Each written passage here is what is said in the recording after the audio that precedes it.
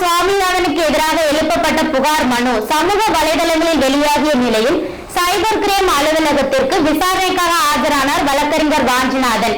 இந்த அமைப்புகளால் தனது உயிருக்கு ஆபத்து இருப்பதாக பேட்டியளித்துள்ளார். மதுரையை சேர்ந்த வழக்கறிஞர் வாஞ்சிநாதன் உச்சநீதிமன்ற நீதியரசர் ஜி.ஆர். சுவாமிநாதன் அவர்கள் மீது புகார் மனு ஒன்றை வழங்கியிருந்த நிலையில் அவர் வழங்கிய புகார் மனு சமூக வலைதளங்களில் வெளியாகி அதனைத் தொடர்ந்து அவர் சைபர் கிரைம் போலீசாரிடம் புகார் அளித்திருந்தார். அதன் அடிப்படையில் விசாரணைக்காக நேரில் ஆஜராகுமாறு அவருக்கு சம்மன் விடப்பட்டது. அதனைத் தொடர்ந்து இன்று மதுரை பெரியார் பேருந்து நிலையம் அருகே உள்ள திருப்பரங்குன்றம் சாலை பகுதியில் உள்ள சைபர் கிரைம் அலுவலகத்திற்கு விசாரணைக்காக வழக்கறிஞர் வாஞ்சிநாதன் நேரில் ஆஜராகினார். சுமார் 1 மணி நேரத்திற்கும் நடைபெற்ற இந்த விசாரணைக்கு பிறகு செய்தியாளர்களை சந்தித்து பேசுகையில் உயர்நீதிமன்ற நீதிபதி குறித்து புகார் மனுவை பதிவு செய்யப்பட்ட தபால் மூலம் உச்சநீதிமன்றத்திற்கு அனுப்பி வைக்கப்பட்ட நிலையில் தன்னுடைய புகார் மனு குறித்த விவரங்கள் சமூக வலைதளங்களில் வெளியானதைக் கண்டு அதிர்ச்சி அடைந்தேன். உச்சநீதிமன்ற நீதிபதி மீது புகார் மனுவை ரகசியமாக வழங்கிய நிலையில் சமூக வலைதளங்களில் வெளியிட நபர்கள் மீது நடவடிக்கை எடுக்க வேண்டும். தனது புகாருக்கு தற்போது வரை எஃப்ஐஆர் பதிவு செய்யவில்லை. உடனடியாக எஃப்ஐஆர் போட வேண்டும். பாஜக மற்றும் RSS அமைப்பு சேர்ந்தவர்கள் சமூக வலைதளங்களில் தன்னை பற்றி அவதூறாக கருத்துக்களை பதிவு செய்து வரக்கூடிய நிலையில் தனது உயிருக்கு அச்சம் இருக்கிறது.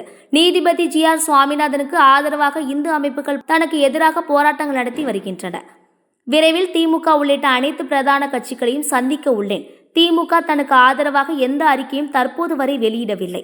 திமுகவினர் தனக்கு வீடு கொடுத்ததாக சமூக வலைதளங்களில் பரப்பி வருபவர்கள் அதை நிரூபித்தால் உரியவருக்கு அந்த வீட்டை கொடுக்க தயார். மேலும் நெல்லை மாவட்டத்தில் நடைபெற்ற ஆணவ கொலை குறித்தும் அம்பேத்கர், பெரியார் ஆகியோருடைய நூல்களை மேற்கோள் காட்டி தனது கருத்துக்களை பதிவு செய்தார். மதுரை உயர்நீதிமன்றத்தில் நான் வழக்கறிஞராக இல்லாத வழக்கில் என்னை அழைத்து கோழையா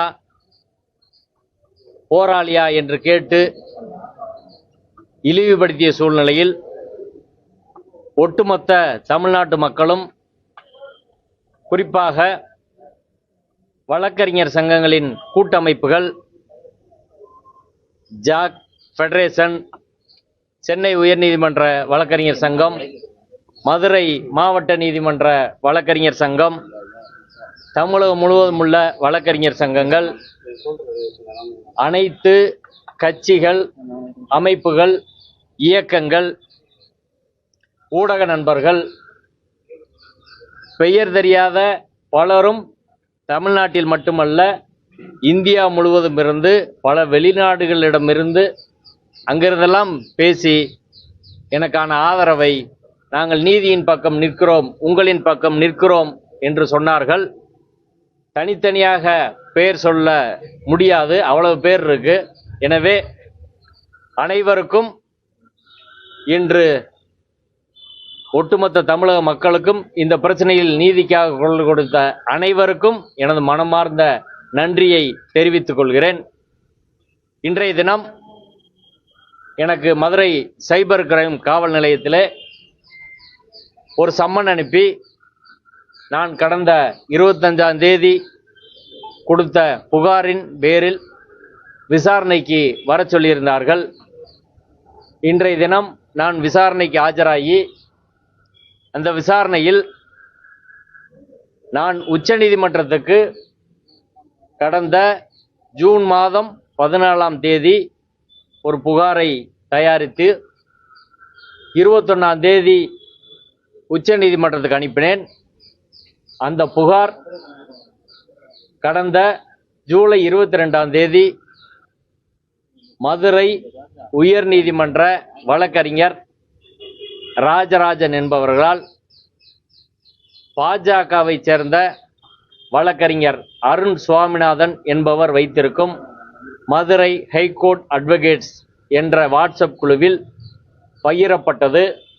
அதன் பின் அந்த புகார் தமிழ்நாடு முழுவதும் பகிரப்பட்டிருக்கிறது. அதே புகார் எனக்கும் பகிரப்பட்டது. பகிர்ந்தவுடன் நான் அதிர்ச்சி அடைந்து இந்த புகார் ரகசியமாக நான் சுப்ரீம் கோர்ட்டுக்கு கொடுத்தது எப்படி வழக்கறிஞர் ராஜராஜனுக்கும் அதை அனுமதித்த அருண் சுவாமிநாதனுக்கும் வந்தது என்ற கேள்வியை நான் புகாராக தயாரித்து சைபர் கிரைம் காவல் நிலையத்தில் புகார் அளித்திருந்தேன். அந்த புகாரின் பேர் தான் இன்னைக்கு இந்த விசாரணைக்கு ஆஜராகி எனது எழுத்துப்பூர்வமான வாக்குமூலத்தை கொடுத்திருக்கிறேன்.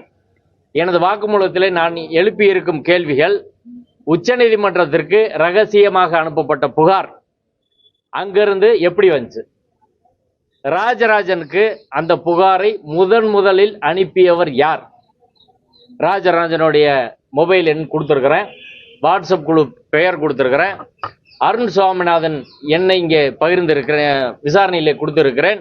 இவர்களுக்கு எப்படி தெரிந்தது, யார் யார் பேசி என்ன முடிவு செய்து இந்த ரகசிய புகார் என்பது பகிரப்பட்டது என்ற கேள்வியை எழுப்பி முதலில் ராஜராஜனுக்கு எந்த போன்ல இருந்து வந்துச்சு, இதான் நம்மளோட கேள்வி. ராஜராஜன் மொபைலுக்கு எந்த போன்ல இருந்து வந்துச்சு என்பதை விசாரித்தால் அதற்கான தொடர்ந்து பார்த்தா உண்மை என்ன என்பதை கண்டறிய முடியும். ஏனால் இது சாதாரண விஷயம் கிடையாது. இது ஒரு சிட்டிங் ஜட்ஜு மேல அரசியல் சட்ட விரோதமாக அவர் செயல்படுகிறார் என்ற விவரங்களை நான் தொகுத்து அனுப்பிய புகார்.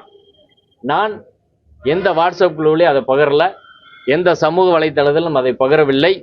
ரிஜிஸ்டர் போஸ்ட்ல அனுப்பினேன். என் கையில் இருக்க காப்பியில கூட கையெழுத்து தான் போட்டு வச்சிருக்கிறேன், சீல் இல்லை. ஆனால் பகிரப்பட்ட காப்பியில சீலோட ஸ்கேன் காப்பியா வந்திருக்குது. அப்ப ஸ்கேன் பண்ணி யாரோ அனுப்பி தான் இதை செய்திருக்கிறார்கள். இப்ப இதுல கேள்வி முக்கியமா என்னன்னா, ஒரு வழக்கறிஞர் அனுப்பிய புகாரை அதை உச்சநீதிமன்றத்துக்கு நம்ம அனுப்புறோம், அதே புகார் இங்க பகிரப்படுது அப்படின்னா அந்த புகாரோட ரகசியத்தன்மை என்ன, அனுப்பிய நபருக்கான பாதுகாப்பு என்ன, அவர் உயிருக்கு எப்படி ஆபத்து ஏற்படும், அதன் தொடர்ச்சியாக இங்க நீதிமன்றத்தில் நடந்தது நீதிமன்ற அவமதிப்பு பிரச்சனையெல்லாம் நீங்க பாத்தீங்க.